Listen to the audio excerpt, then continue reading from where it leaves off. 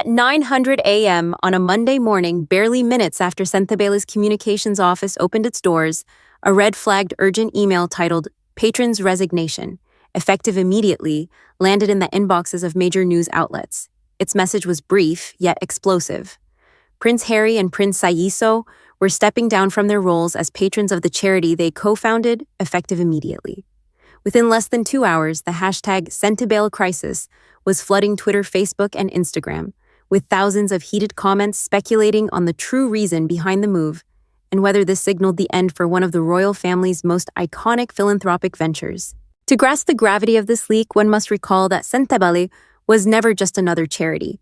Founded in 2006 by Prince Harry and Prince Saiso of Lesotho, its name meaning forget-me-not, was both a tribute to their late mothers and a pledge to support children and young people affected by HIV/AIDS in Lesotho and Botswana.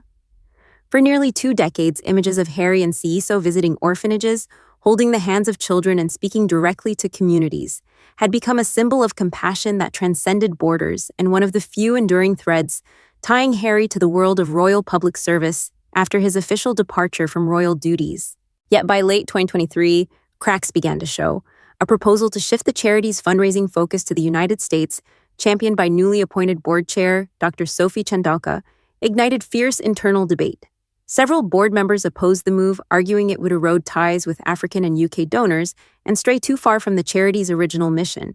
The dispute escalated rapidly. The dissenting members called for Dr. Chandauka's resignation, accusing her of bypassing consultation and forcing through strategic changes without consensus. She refused, firing back with allegations that Sentebale was plagued by weak governance, misuse of authority, and discrimination. Instead of resolving the conflict quietly behind closed doors, both sides found their grievances splashed across international headlines, dragging Sentebale into the heart of a global media storm. In the midst of this turmoil, Prince Harry and Prince Saiso, the very founders who had been the organization's moral backbone, abruptly announced they were stepping away as patrons. For many, this was more than a shock. It was a decision that could weaken Sentebale's credibility and fundraising power, and it was also read as a clear signal of allegiance in an internal power struggle, something rarely witnessed so openly in an organization of such symbolic stature. Major news outlets began dissecting the move, what could have been so serious as to drive Harry, who had stood by Sentebale from its first day, to step aside and willingly attach his name to a crisis rather than stay and mediate. To the public, the central questions were no longer just what happened, but who is really shaping this narrative, as both sides of the feud released conflicting statements, each claiming to be acting in the charity's best interest. While online debates splintered into camps under #Team Harry and Back Sophie behind the scenes, fragments of confidential documents began to surface, as if someone was deliberately peeling back the layers of the story. Among these leaks was a particularly sensitive item: the minutes of a closed-door meeting between the board and the founders, quietly passed to an international news outlet by an anonymous source, and within it lay a detail that could reframe the entire reason behind Harry's departure. But an internal meeting record never before made public has just surfaced, revealing the deeper motive that drove Harry to walk away. The leaked internal meeting minutes, a document once intended only for those seated behind Sentebale's closed boardroom doors, unveiled a sequence of details the public had never seen before. In it, the dissenting board members accused Dr. Sophie Chandauka of implementing major strategic changes without adequate consultation, most notably her plan to shift the charity's primary fundraising operations to the United States, a move they argued would weaken long-standing relationships with donors in Lesotho, Botswana, and the United Kingdom. Attached appendices revealed stark figures. In the previous year alone, over 60% of the charity's largest funding came from African and European donors, a fact the opposition cited as proof that moving the fundraising focus across the Atlantic was a strategic gamble of dangerous proportions. Dr. Chandauka, however, did not retreat.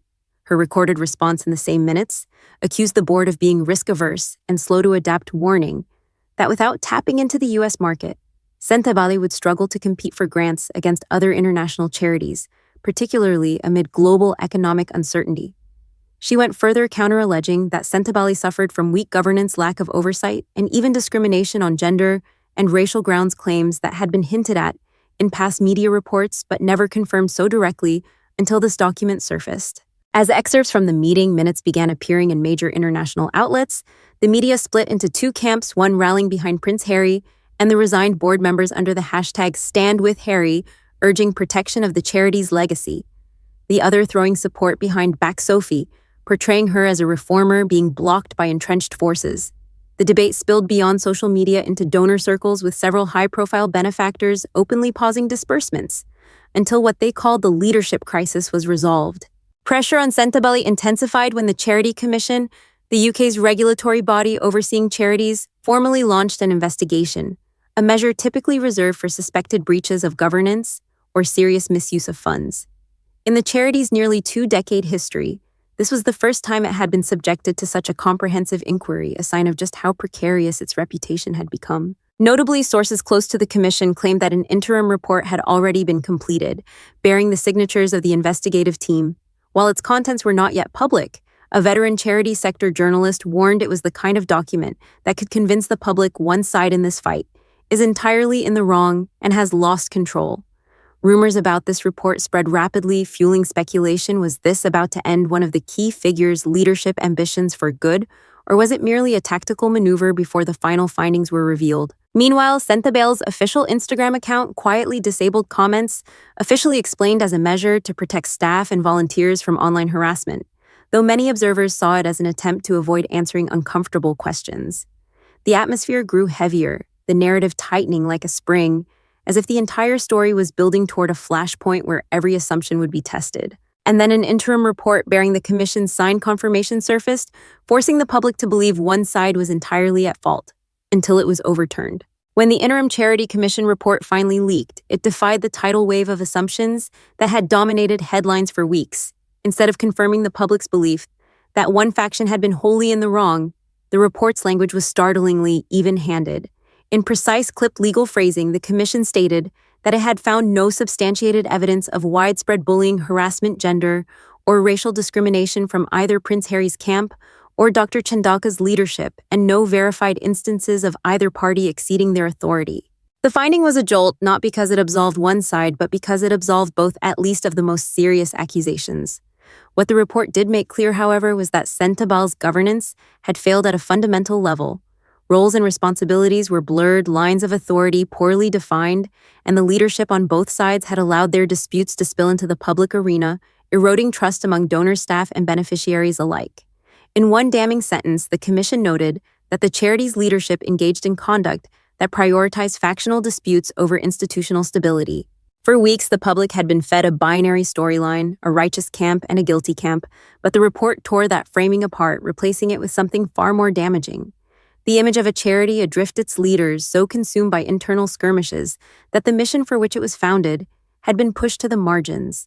Supporters who had stood firmly with their chosen side now found themselves questioning whether anyone had truly been acting in the organization's best interests. The backlash was immediate. Social media hashtags turned on their own narratives, and even donors, who had frozen contributions in solidarity with one faction, began to withdraw entirely, unwilling to support what was increasingly being perceived as a governance collapse. Meanwhile, journalists started combing through past Sentebale press releases, looking for signs that this dysfunction had been simmering long before the public became aware, and finding more than a few hints in the charity's own published timelines.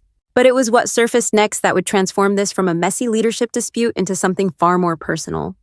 An anonymous insider reportedly close to both founders provided a cache of private emails exchanged between Prince Harry and Prince Saiso in the critical days before they resigned as patrons. The tone was frank, stripped of the diplomatic language of press statements. Harry described the unfolding situation as a hostile takeover and confided that the charity's governance had been poisoned by politics beyond repair.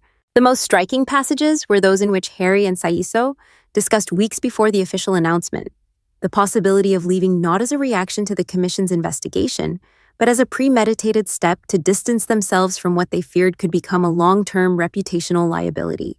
The revelation that their departure may have been planned well in advance raised a new set of questions. Was this truly about defending Sentebale's integrity, or was it a calculated withdrawal to protect their own legacies? But the most telling message of all was yet to come: a single email sent just hours before Harry's resignation went public that would reveal the unfiltered intent behind the decision. The email, marked simply, "Final position for your eyes only," was sent from Prince Harry to Prince Saiso at 10:47 p.m., just hours before the public announcement.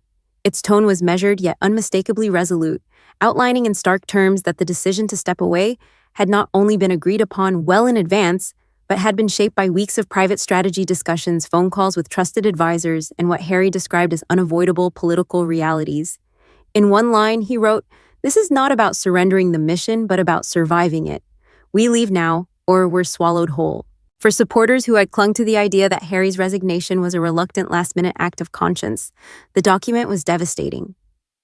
The email revealed that he and Seiso had quietly concluded that remaining in their patron roles would tether them to an organization they no longer believed could be salvaged under its current leadership, and that their withdrawal, while couched publicly as an effort to protect Sentebale, was also a form of political self-preservation. The leak landed like a thunderclap in the media. Within hours, headlines shifted from the Commission's balanced findings to a far more incendiary narrative Harry planned exit weeks in advance, called Sentebale Hostile Takeover. Opinion pieces debated whether this was a betrayal of the charity's staff and beneficiaries, or a hard but necessary decision to cut ties before irreversible damage was done to his personal credibility. In Lesotho and Botswana, where Sentebale's programs operate, community leaders expressed both sadness and frustration, warning that donor confidence was already slipping, and that the children the charity serves could be the ultimate casualties of this high-level feud. Compounding the fallout was the reaction from the donor community. Several major contributors publicly stated they would reconsider future funding until the organization proved it could reform its governance and leadership culture. Corporate partners issued carefully worded statements about reviewing engagement, a diplomatic phrase widely understood to mean contracts might be paused or terminated. Even some of Harry's long-standing supporters admitted privately to reporters that the optics of a premeditated exit, rather than a principled stand in the heat of crisis, had damaged his image as a steadfast advocate for the causes he champions. Inside the palace, sources suggested there was concern that Harry's actions might be interpreted as another chapter in a broader pattern of distancing himself from commitments when they became politically complex, a framing that, fair or not, was quickly gaining traction in certain media circles. And yet others argued that the email demonstrated a level of foresight and damage control that could in the long run preserve his ability to champion similar causes outside the confines of a fractured institution. But just as the dust seemed to be settling into this new, harsher narrative, whispers began to circulate that the group of former board members, those who had resigned in solidarity with Harry, had been quietly preparing their own countermove, the release of a sealed dossier containing sensitive internal correspondence, financial memos, and confidential strategy papers. According to one source familiar with the material, it would make the Chandauka dispute look like a sideshow and shift the conversation toward a far deeper set of structural and political fractures inside Sentebale. Before the organization could even finalize its public reform plan, those former board members were ready to go public, and the documents they held could send the entire narrative spiraling in yet another direction. In the days that followed, the leak of Harry's final email speculation over the promised sealed dossier reached a fever pitch. Yet when the former board members finally addressed the media, their statements were carefully calculated. Rather than unleashing the entire trove of documents, they released only a selection of memos and correspondence, each one reinforcing a picture of chronic governance weaknesses, competing political agendas, and years of unresolved internal tensions. While the revelations did not deliver the explosive personal scandal some had anticipated, they underscored a sobering truth.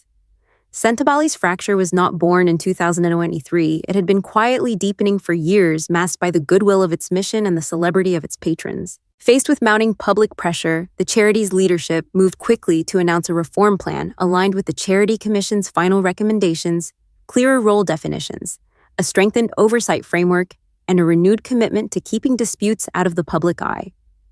Prince Harry, in a brief but pointed statement, reiterated his disappointment that internal conflict had been allowed to damage an organization built for vulnerable children, reaffirming his intention to continue supporting similar communities through other channels, but making it equally clear that he would not return to Sentebale while Dr. Sophie Chandauka remained in her position. The Commission's final report, released shortly afterward, confirmed its earlier interim findings. No individual was found guilty of the most serious allegations, but the failures of leadership communication and governance were undeniable.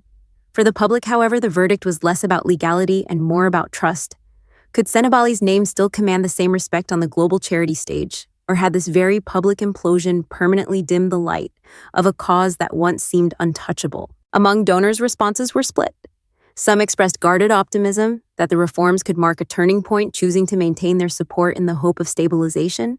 Others withdrew entirely, unwilling to risk further association with an organization that had allowed such open conflict to overshadow its mission. In Lesotho and Botswana, staff and beneficiaries waited anxiously to see whether the promised reforms would translate into sustained programs on the ground, or whether the charity's international credibility, now so visibly scarred, would hinder its ability to deliver. The debate spilled into the wider public discourse, and the question took on a sharper edge: was Harry's resignation an act of principle to protect the cause, or a strategic retreat to shield his own reputation from a sinking ship? Was Dr. Chandoka a reformer battling entrenched resistance, or a leader whose approach fractured an already fragile structure? Prince Harry's exit from Sentebale leaves more than an empty chair on a board. It leaves a narrative up for public trial. Are you with #Team Harry or #Team Sentebale? And in the court of public opinion, can a legacy built over nearly 2 decades survive the storm that just tore through it?